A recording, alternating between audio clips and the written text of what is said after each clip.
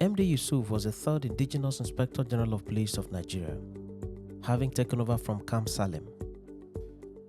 Kam Salem took over from Louis Edet. Louis Edet took over from an expatriate. It was during Louis Edet's regime as first Indigenous Inspector General of Police that the first military coup was executed in Nigeria by Major Chukwuma Kaduna Nzeogu and his colleagues. In that coup, the Prime Minister and several other civilian administrators were killed, leading to the takeover of the leadership of the country by the most senior military officer in Nigeria at the time, General Aguiyi Ironsi. Ironsi was killed 6 months after in another military coup, and power was handed over to General Yakubu Gowon. Yakubu Gowon was succeeded by Murtala Mohammed. 200 days into his administration, Murtala Mohammed was killed in yet another military coup by soldiers led by Lieutenant Colonel Buka Suka Dimka. When Lieutenant Colonel Buka Suka Dimka executed his coup in 1976 and killed General Murtala Mohammed, the man in charge of the Nigerian Police Force was Alhaji MD Yusuf. The country was thrown into shock and national mourning, and in the wake of the coup, MD Yusuf felt that the police under his watch as IGP did not do enough to avert the assassination of the head of state, and thus decided to resign his appointment as the head of the Nigerian Police Force. It was not as if the police force was implicated in any way in the coup, but for MD Yusuf, it was embarrassing for the head of state to be assassinated at a traffic point during his time as Inspector General of Police. It did not matter to him whether any particular policeman was implicated in the sad event or not, or whether any particular police officer had defaulted in the performance of his duty. This action was rare in the country at the time and is still rare till today: the resignation of a highly placed public officer. In this edition of Back in History, we bring to you the story of how MD Yusuf approached Murtala's successor, General Olusegun Obasanjo, and informed him of his decision to resign from his position as Inspector General of Police and quit the police force. Welcome to this edition of Back in History. General Murtala Mohammed is the man whose face is on Nigeria's 20 naira notes. He remains till date the only past military head of state of Nigeria to have his face adorn the legal tender of the country. He became the head of state of Nigeria in 1975 at the age of 37. Barely 200 days into his administration, he was killed at a traffic jam in Lagos State, Nigeria. He was a principled soldier who advocated for decorum and obedience to law and public order, amongst other things. As the head of state, Murtala was frequently seen observing traffic. On this fateful day, his vehicle drove into a traffic point in Lagos and joined the queue with other vehicles waiting for the green light to give a pass. It was during this time of waiting for the traffic signal that armed soldiers in mufti approached the traffic point from a nearby petrol station, pulled their rifles, and shot sporadically into the vehicle of the head of state, a black Mercedes-Benz saloon car. All occupants of the vehicle, namely Murtala Mohammed, his driver, and ADC, were killed. Murtala, a war veteran, had no premonition that he would be killed in such an easy manner. He had no security backup with him. Not a single security personnel followed the vehicle of the head of state from behind to give him cover. Moreover, the vehicle in issue was not a bulletproof vehicle. All these factors made the assassination of the head of state very easy and seamless. The police moved in immediately, and in a matter of days, they succeeded in making some arrests. They worked in partnership with sister security agencies in the country, particularly with the military.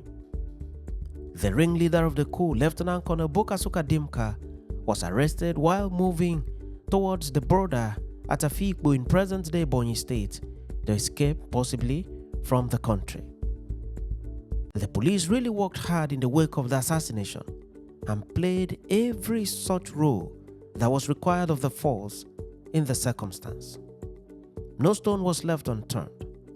But MD Yusuf, as head of the police, felt that the assassination of a sitting head of state during his tenure as IGP, he, MD Yusuf, had failed the country and thus decided to resign.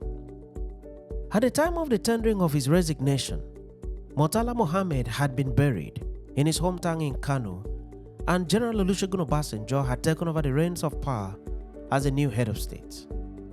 So the resignation letter was to be submitted to the new head of state. At this time, MD Yusuf had already done his bid in stabilizing the country, and for him, the time was ripe for him to go. For him, he felt it was the most honorable thing to do at the time. In his book titled Not My Will, published in 1990 and reprinted by the Olusegun Obasanjo Presidential Library Foundation in 2022, General Olusegun Obasanjo captures MD Yusuf's decision to resign as follows at page 70 of the book, unquote. Although we were all caught unawares by the Dimka coup, Alhaji MD Yusuf, the Inspector General of Police, felt particularly a sense of inadequacy because, as the nation's head of security, he believed he should have at least have had more than just an inkling that there was a coup in the making, and he should have advised us accordingly. But as it turned out, the police were just as indifferent as the rest of us in government to the rumors that were circulating. Alhaji Yusuf came to me and offered his resignation, explaining that he believed that he had failed the nation for his inability to forewarn us of the coup.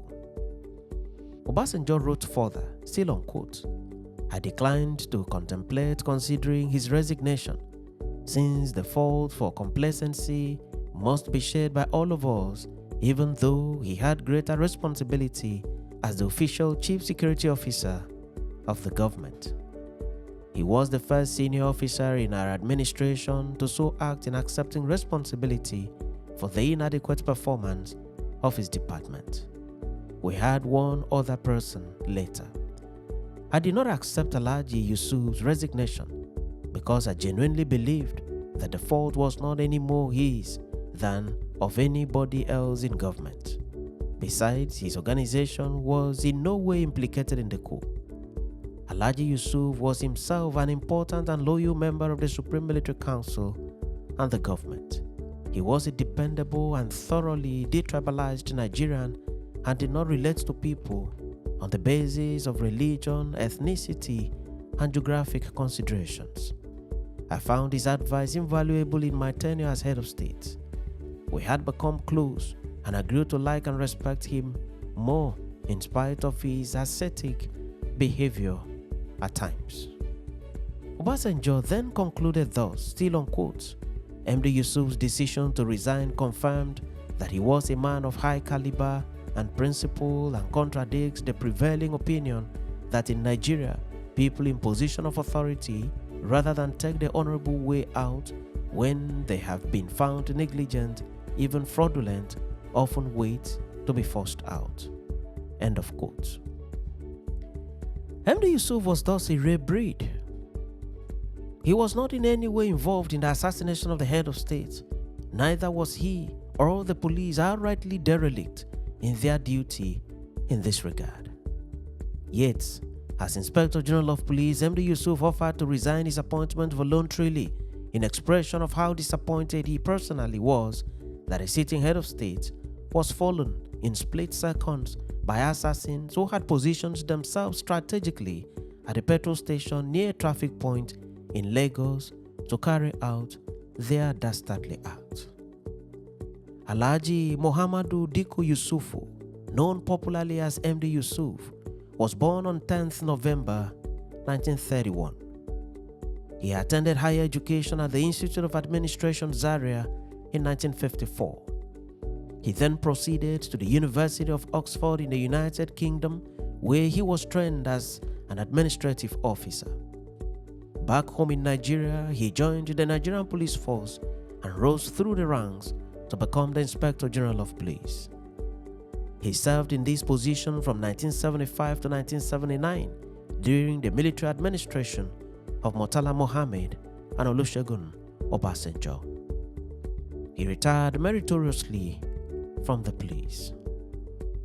While in retirement, he was appointed by General Sani Abacha in 1994 as the chairman of Nigeria's liquefied natural gas (NLNG) located in Bonny Island. Yusuf continued to contribute his quota to Nigeria even in old age. He passed on to the great beyond on 1st April 2015. Thanks for watching this edition of Back in History, and do remember to subscribe to the channel or follow the page for regular notification on every new video. I remain your friend and host, Ekemini Udim.